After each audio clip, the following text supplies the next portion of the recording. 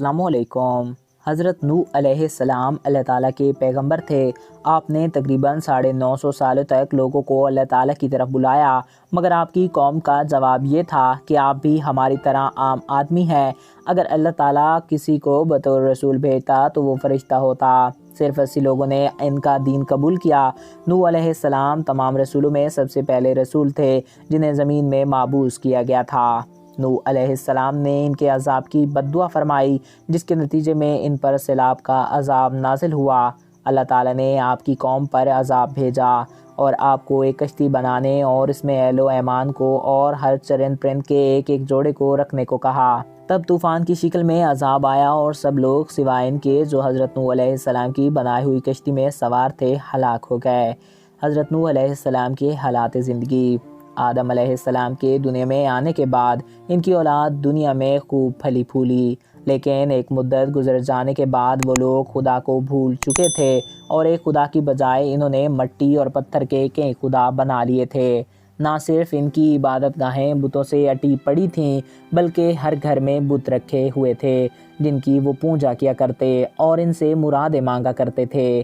نوح علیہ السلام نے اپنی قوم کو اللہ تعالیٰ کے احسانات ستلا کر سیدھے راستے پر چلنے کی تلقین کی اور اس بری راہ سے منع فرمایا۔ ان لوگوں نے حضرت نوح علیہ السلام کا مذاق اڑایا اور کہا، بھلا یہ بتاؤ کہ تم کیسے نبی بن گئے؟ تم تو ہمارے جیسے گوشت پوست کے بنے ہوئے ہو اور ہم میں ہی پیدا کیے ہوئے ہو۔ تم میں ایسی کون سی چیز ہے جس سے ہم تمہیں نبی سمجھیں؟ اور اگر خدا کو نبی ہی بھیجنا تھا تو وہ کسی فرشتے کو نبی بنا کر بھیج دیتا۔ نوح علیہ السلام نے اپنی قوم کو اللہ تعالیٰ کے احسانات جتلائے اور کہا، تم کو چاہیے کہ ان بیکار کے بتوں کی پرستش چھوڑ کر ایک خدا کی عبادت کرو اور میں اس کی تم سے کوئی اجرت نہیں مانگتا۔ تمہاری ہی بھلائی کے لیے تم کو نصیحت کرتا ہوں۔ نوح علیہ السلام نے کوئی 950 سالوں تک اپنی قوم میں واعظ و تبلیغ کی اور کوئی کہ وہ خدائے واحد کے سچے پرستار بن جائیں، مگر ان پر کوئی اثر نہ ہوا، بلکہ حضرت نوح علیہ السلام واعظ فرماتے تو ان کو مذاق مستی میں اڑاتے، کانوں میں انگلیاں ٹھوس لیتے تاکہ ان کی آواز کانوں میں نہ پہنچ جائے۔ صرف چند لوگ تھے جو آپ پر ایمان لائے۔ قوم کی یہ سرکشی اور نافرمانی دیکھ کر نوح علیہ السلام نے اپنے رب کو پکارا کہ اے اللہ، میں تو اس قوم سے تنگ آ گیا ہوں، اب تو ہی ان سے بدلہ لے۔ کشتی نوح علیہ السلام کو حکم دیا کہ ایک کشتی بناؤ اور یہ بھی حکم دیا کہ دیکھنا اب کسی کی سفارش نہ کرنا، اب ان پر ضرور عذاب نازل ہو کر رہے گا۔ حضرت نوح علیہ السلام خدا کے حکم کے مطابق کشتی بنانے میں لگ گئے۔ جب آپ کشتی بنا رہے تھے تو قوم کے لوگ آپ کا مذاق اڑا رہے تھے، تانے کس رہے تھے کہ کل تک تبلیغ کر رہے تھے، آج بڑے ہی بن گئے۔ کبھی کہتے کشتی تو بنا رہے ہو لیکن دریا کہاں سے لاؤ کہ کشتی چلانے کے لیے؟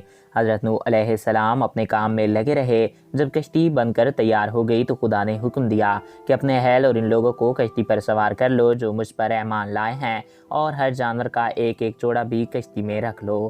جب سب لوگ کشتی میں بیٹھ گئے تو خدا کے حکم سے زمین کے سوتے پھوٹ پڑے، ایک کے ساتھ ہی موسلادھار بارش شروع ہو گئی۔ زمین پر پانی بڑھنے لگا اور حضرت نوح علیہ السلام کی کشتی پانی میں تیرنے لگی۔ پانی بڑھا تو حضرت نوح علیہ السلام نے دیکھا کہ ان کا بیٹا پانی میں ڈوبنے لگا ہے۔ آپ نے اسے آواز دی کہ اب بھی آ جاؤ تاکہ خدا کے عذاب سے بچ سکو، مگر اس نے جواب دیا، تم جاؤ، میں کسی پہاڑ کی چوٹی پر چڑھ کر اپنی جان بچا لوں گا۔ پانی تھا کہ تھمنے کا نام ہی نہ لیتا تھا۔ دنیا کے نافرمان اور سرکش لوگ اس سیلاب میں فنا کی گھاٹ اتر گئے اور حضرت نوح علیہ السلام کی کشتی جودی پہاڑ کی چوٹی پر جا کر ٹھہر گئی۔ اب خدا کے حکم سے سیلاب تھم گیا اور زمین نے سارا پانی اپنے اندر جذب کر لیا۔ اب خدا نے حضرت نوح علیہ السلام کو حکم دیا کہ کشتی سے اتر جاؤ، تجھ پر اور جو لوگ تجھ پر ایمان لائے ہیں ان پر ہماری رحمتیں برکتیں نازل ہوں گی۔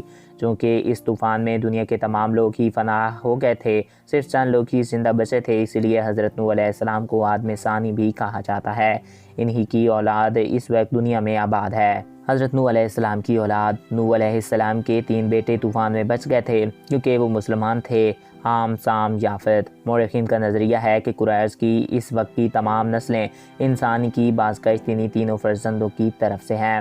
ایک گروہ حامی نسل ہے جو افریقہ کے علاقے میں رہتے ہیں، دوسرا گروہ سامی نسل ہے جو شرق اوسط اور مشرق کے قریبی علاقوں میں رہتے ہیں، اور یافت کی نسل کو چین میں آباد سمجھتے ہیں۔ مزار نوح۔ آذربائیجان میں ایک مزار ہے جس کے متعلق آذربائیجان میں مشہور ہے کہ یہ حضرت نوح علیہ السلام کی قبر مبارک ہے۔ اگرچہ قبر نوح کے مقام کے متعلق کئی روایتیں ہیں۔ طوفان نوح تمام کرۂ ارض پہ آیا تھا یا خاص خطے پر؟ قدیم مارے فلکیات کے مطابق یہ طوفان تمام کرۂ ارض پر نہیں آیا تھا بلکہ ایک خاص خطے تک محدود تھا۔ جب بعض اہل علم کے نزدیک یہ تمام کرۂ ارض پر حاوی تھا۔ زمین پر ایسے متعدد طوفان آئے جن میں سے ایک تھا عرب جہاں قوم نوح آباد تھی۔ اس سرزمین کے علاوہ بھی بہت سے مقامات میں بلند پہاڑوں پر ایسے حیوانات کے ڈھانچے اور ہڈیاں بکثرت پائی گئی ہیں جن سے متعلق علم طبقات الارض یہ کہتے ہیں کہ یہ صرف پانی میں ہی زندہ رہ لیتے ہیں۔ اس بات کو دیکھتے ہوئے اہل تحقیق کی یہ رائے ہے کہ طوفان تمام کرۂ ارض پر آیا تھا۔ جودی پہاڑ۔ قرآن کریم کے مطابق کشتی نوح جودی پہاڑ پہ آ کر ٹھہری تھی۔ جودی پہاڑ مشرقی ترکی میں واقع برف سے ڈھکی ایک چوٹی ہے۔ آرمینیا کی سرحد سے تقریباً 300 کلومیٹر کے فاصلے پر ہے۔ نوح علیہ السلام کی کشتی۔ شبہات کا جواب۔ حضرت نوح علیہ السلام کی کشتی جودی پہاڑ پر آ کر ٹھہر گئی تھی۔ 1977 میں ترکی کے اس پہاڑ پر کچھ مہمجوں نے اس کشتی کو دریافت کیا۔ اخبارات میں اس کی تصویریں شائع ہوئیں تو یہودی، عیسائیوں اور ملحدین کے درمیان ایک نئی بحث چھڑ گئی۔ ملحدین اور روشن خیالوں نے اس پر 4 بڑے اعتراض ظاہر کیے اور یہود و نصارہ اس کا جواب نہ دے سکے، مگر قرآن کریم نے اس کے جواب دے دیے۔ یا پہلا اعتراض، بغیر کسی ٹیکنالوجی کے 6000 سال قبل ایسی عظیم الشان کشتی بنانا کیسے ممکن ہوا جو اتنا وزن اٹھا کر لمبے عرصے تک سمندر میں سفر کرتی رہی ہو؟ ترجمہ۔ اور ہم نے اسے تختوں اور کیلوں والی کشتی پر سوار کر لیا۔ تحقیق کے بعد اس کشتی سے دھاتی کیلوں اور تختوں کے آثار ملے ہیں۔ کیلوں اور تختوں کی وجہ سے ہی یہ ممکن ہوا۔ اللہ جل شانہ نے نوح علیہ السلام کو اس کا علم عطا فرمایا تھا۔ دوسرا اعتراض، اس زمانے میں اتنی بڑی کشتی کیسے بنائی جا سکتی تھی جس میں دنیا بھر کے جانوروں کے جوڑے سوار ہوں؟ ترجمہ۔ سورہ ہود۔ یہاں تک کہ جب ہمارا حکم آ پہنچا اور تندور ابلنے لگا، ہم نے کہا کہ اس کشتی میں ہر قسم کے جانداروں میں سے جوڑے یعنی 2 جانور، ایک نر اور ایک مادہ سوار کر لے، اور اپنے گھر کے لوگوں کو بھی سوائے ان کے جن پر پہلے سے بات پڑ چکی ہے، اور سب ایمان والوں کو بھی ان کے ساتھ ہے۔ ایمان لانے والے بہت ہی کم تھے۔ یعنی یہ کشتی کوئی عام کشتی نہیں تھی بلکہ بہت بڑی کشتی تھی۔ یہ کشتی 3 منزلہ ہے اور بہت لمبی چوڑی ہے، جس میں 522 ریل کے ڈبے سوار کیے جا سکتے ہیں۔ 25,000 جانوروں کی گنجائش موجود ہے، اسی لیے اتنے جانوروں کا سما جانا بالکل درست ہے۔ تیسرا اعتراض، اتنی بڑی کشتی اتنے عظیم طوفان میں بغیر لنگر کے کیسے تیر سکتی ہے؟ ترجمہ۔ جواب، نوح علیہ السلام نے کہا اس کشتی میں بیٹھ جاؤ، اللہ ہی کے نام سے اس کا چلنا اور ٹھہرنا ہے، یقیناً میرا رب بڑی بخشش اور بڑے رحم والا ہے۔ حیرت انگیز طور پر جس پہاڑ پر یہ کشتی ٹھہری ہے اس کے نیچے وادی میں چٹانوں کے نیچے بڑے لنگر دریافت ہوئے ہیں اور وہ اسی کشتی کے لنگر ہیں۔ چوتھا اعتراض ہے، ایک لکڑی کی کشتی اتنے لمبے عرصے تک ایک پہاڑ کی چوٹی پر کیسے باقی رہی؟ جواب۔ ترجمہ۔ سورہ قمر۔ اور ہم نے اسے اہل دنیا کے لیے اپنی قدرت کی نشانی بنایا ہے تو ہے کوئی نصیحت حاصل کرنے والا۔ حالیہ تحقیق سے پتہ چلتا ہے کہ اس پورے پہاڑی سلسلے میں صرف اس پہاڑ کی چوٹی پر برف ہے جہاں یہ کشتی ہے، برف کی وجہ سے ہی یہ محفوظ رہی۔ تو ناظرین، میں امید کرتا ہوں آپ کو ہمارا یہ ویڈیو پسند آیا ہوگا اور آپ کی معلومات میں اضافہ ہوا ہوگا۔ اگر آپ کو ہمارا یہ ویڈیو پسند آیا اور آپ کی معلومات میں اضافہ ہوا ہے تو ہمارے اس یوٹیوب چینل کو سبسکرائب کریں اور ساتھ موجود بیل کے آئیکن کو پریس کریں تاکہ ہمارے ہر نئے آنے والے ایسے ہی معلوماتی، دلچسپ اور انفارمیٹیو اور اسلامک ویڈیو آپ کو بر وقت اور بآسانی ملتے رہا کریں۔ ایک نئے ویڈیو میں پھر ملیں گے۔ اپنے پیاروں کا خیال رکھیے گا۔ مجھے دیجیے اجازت۔ Thanks for watching. اللہ حافظ۔